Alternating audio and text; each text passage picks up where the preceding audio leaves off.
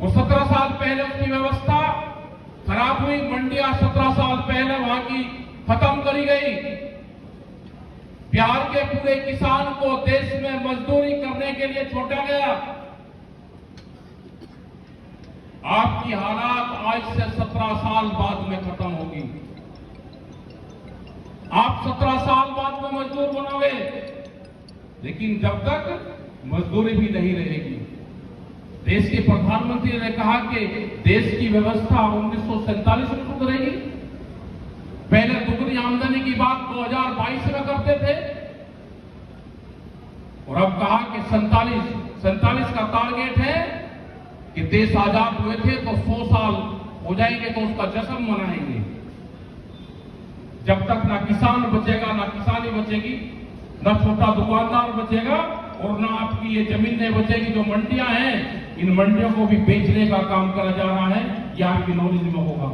ये जो खाली मंडियां हैं, इनकी तो 500 से और 1000 मीटर 2000 मीटर के प्लॉट, इन प्लॉटों को देने का काम किया जाएगा।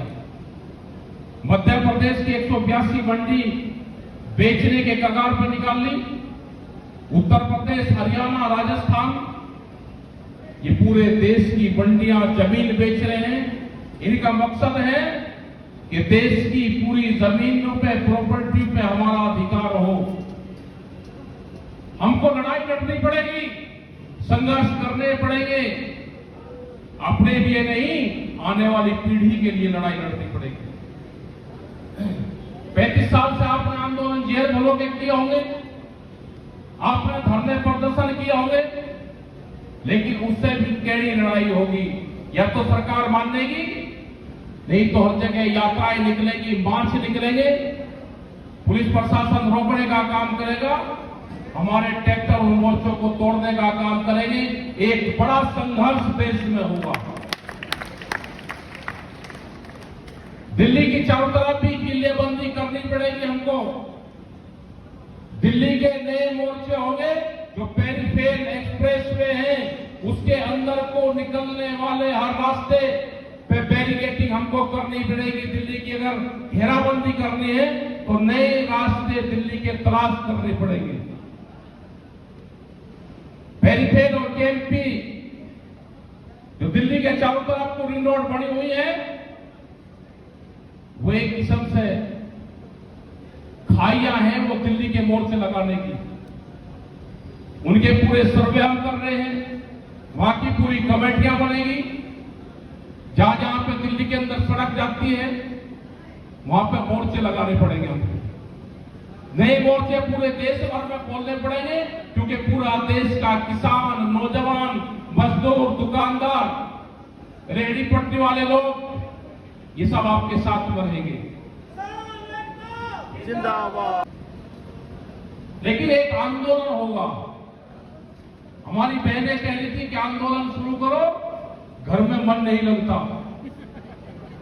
तो बिल्कुल ठीक बात है, ये आपकी नहीं, हमारे जो बापे हैं जिन्होंने भंडारे चलाए, जिन्होंने लंगर चलाए वहां पे, वे बापे भी कहते हैं कि आंदोलन शुरू कर लो, जी नहीं लगता। तो जब देश की आवाज ये हो जाती है, जब देश की महिलाएं क्रांतिकारी हो जाएगी, देश के संत महात्मा आंदोलन के बिगुल बजाएंगे, तो देश में आंदोलन तो होगा। मुसीबत बहुत आने वाली है, सीट भी लाएगा। बीज कानून, अभी तो पुलिस स्टेशन बिजली के खुले हैं, महिलाओं के खुले हैं, वैसे थाने खुले हैं, अभी एक बीज के थाने खुलेंगे। जिस किसान ने अपने खेत में क्या बोआ, कंपनी के लोग बताएंगे कि इसने मेरा बीज चुरा के बोया है। किसान के खिलाफ मुकदमा और जुर्माना दोनों होगा। उसमें सजा और जुर्माना दोनों है, जो बीज कानून आने वाला है। तो क्या किसान बच जाएगा? किसान को संघर्ष के रास्ते पर जाना होगा। अभी पशुओं में जो लंपी जो बीमारी चली, ये ऐसा लगता है कि दूध का व्यापार करने के लिए ये बीमारी एक वायरस की तरह छोड़ी गई है। जैसे खरपतवार को खत्म मरने के लिए उसके अलग अलग खरपतवार की अलग अलग दवाइयां हैं।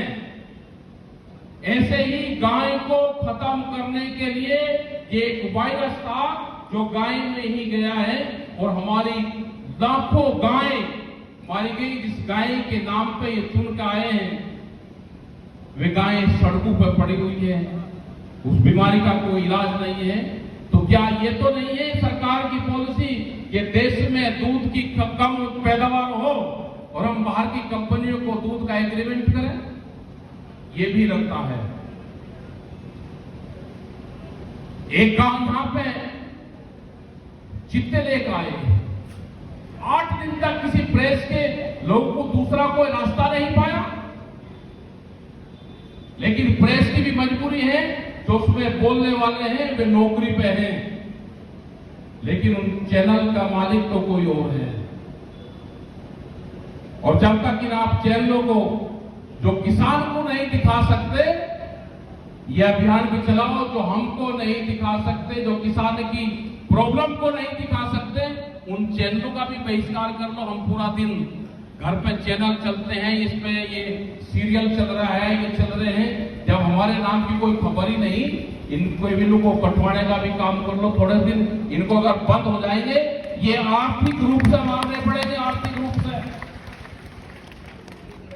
हमको खर्चे कम करके ही आमदनी हमारी बढ़ेगी। जब तक हम अपने खर्चे कम नहीं करेंगे तो हमारी आमदनी नहीं बढ़ेगी। कोल्ड ड्रिंक पीने का हम काम करते हैं, क्या किसी कंपनी की है? क्या आप उसके मालिक को जानते हो? अगर नहीं जानते तो क्या उसमें पड़ा हुआ है, किस पेड़ पौधे किस फसल से वो बढ़ते हैं, आप उसको जानते हो?